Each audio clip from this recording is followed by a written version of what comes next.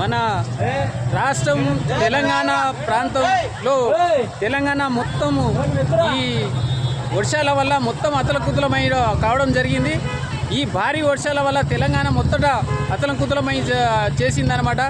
మరి ఎన్నో డిస్టిక్ల మామ్నార్ డిస్టిక్లో కానీ ప్రతి ప్రాంతంలో కానీ ఎంతోమంది నీళ్ళ వల్ల భారీ వర్షాలు ఇవాళకి 3 రోజులైనా తగ్గడం లేదు. ఈ భారీ వర్షాల వల్ల వేల మంది కూడా చనిపోవడం జరిగింది, నీళ్ళలా కొట్టుకుపోవడం జరిగింది. మరి ఇక్కడ మన సేలింగంపల్లిలో ఉన్నాం మనం. ఇక్కడ సేలింగంపల్లి బ్రిడ్జి, ఇక్కడ సేలింగంపల్లిలో బ్రిడ్జి ఉందన్నమాట, అండర్ గ్రౌండ్. ఇక్కడ మొత్తమే బ్రిడ్జి లెవెల్లో కూడా నీళ్లు మునిగిపోవడం జరిగింది, నీళ్లు మొత్తము. అయితే ఇక్కడ మన గచ్చిబౌలి నుంచి లింగంపల్లికి వేల వాహనాలు, బస్సులు కానీ బండ్లు కానీ కార్లు కానీ రావడం జరుగుతుంది, నిత్యము వేల వాహనాలు. అయితే ఇప్పుడు ఈ నీళ్లు రావడం వల్ల ఇక్కడ మొత్తము ఈ బ్రిడ్జి మొత్తం మూసుకుపోవడం వల్ల మొన్న వరకు నీళ్లు ఈ మొత్తం ఒక నడుముల మట్టు దాదాపు 4 ఫీట్ల నీళ్లు రావడం జరిగింది. అయితే మొత్తం ఇక్కడ షార్ట్ కట్లో 1 కిలోమీటరు 2 కిలోమీటర్లు రౌండ్ తిరిగి వాహనాలు పోవడం జరుగుతుంది. అయితే ఇక్కడ షార్ట్ కట్లో దగ్గర ఉంటుంది అనమాట, గచ్చిబౌలి నుంచి లింగంపల్లి పోవడానికి వేల వాహనాలు రావడానికి మంచి అవకాశం ఉండే.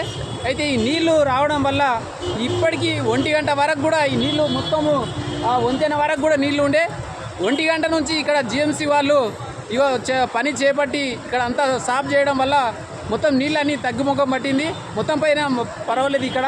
అయితే ఇక్కడ ఏంటంటే పోయిన ప్రభుత్వం టీఆర్ఎస్ ప్రభుత్వంలో కూడా ఇక్కడ గాంధీ గారు ఎమ్మెల్యే గారు కూడా టీఆర్ఎస్ ప్రభుత్వంలో ఉండ్రి అనమాట. అప్పుడు కూడా వచ్చి ఇక్కడ సందర్శించి మొత్తం చెక్ చేయడం జరిగింది ఏంది అనేది ప్రాబ్లము. అయితే అప్పుడే అండర్ గ్రౌండ్లో నీళ్లు పోవడానికి చేస్తామన్నారు, ఇక్కడ బ్రిడ్జి చేయడానికి కూడా దీని మరమ్మతులు మంచిగా చేస్తామని హామీ ఇవ్వడం జరిగింది ఎమ్మెల్యే గారు.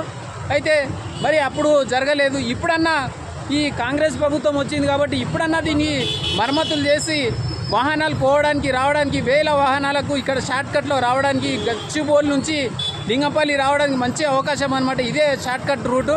అయితే ఈ నీళ్లు ఉండడం వల్ల 1 గంటలనే మొత్తం ఇది మూసుకుపోతుంది బ్రిడ్జి. ఎందుకు ఈ నీళ్ళు ఇంతగానో ఎక్కడి నుంచి వస్తున్నట్టు ఇక్కడ పక్కలో పాపిరెడ్డి కాలం నుంచి ఒక చెరువు ఉందన్నమాట. ఆ చెరువులో 1 గంటలనే చెరువు నిండిపోతుంది. 4 గంటలు కానీ నీళ్లు కానీ గట్టి కొడితే అవి తెగిపోయి కూడా ఇక్కడ వస్తే ఈ బ్రిడ్జిలో మొత్తం మూసుకుపోవడానికి చాలా ప్రమాదకరమైన నీళ్ళు వస్తుంటాయి అన్నమాట. పాపిరెడ్డి కాలం నుంచి పక్కనే ఉంటుంది అనమాట ఈ చెరువు.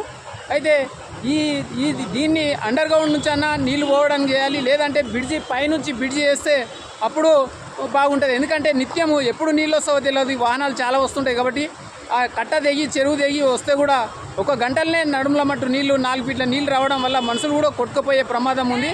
అంతా డేంజర్గా ఉందన్నమాట ఈ బ్రిడ్జి. మరి ఎన్ని ప్రభుత్వాలు వచ్చినా కానీ ఈ బ్రిడ్జి మరమ్మతులు మడకం అవుతలేదు. ఎన్నోసార్లు వీడియోలు తీస్తూ ఉన్నారు, అన్ని ఛానల్ వాళ్ళు కూడా తీశారు, పేపర్ కూడా వస్తుంది, కానీ ఇది మడకం మంచిగా అవుతలేదు.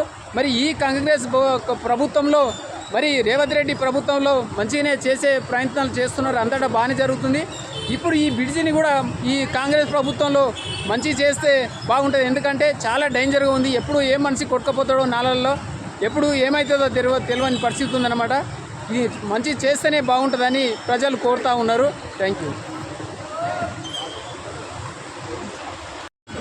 ఇది కూడా కనబడతాను రైలు.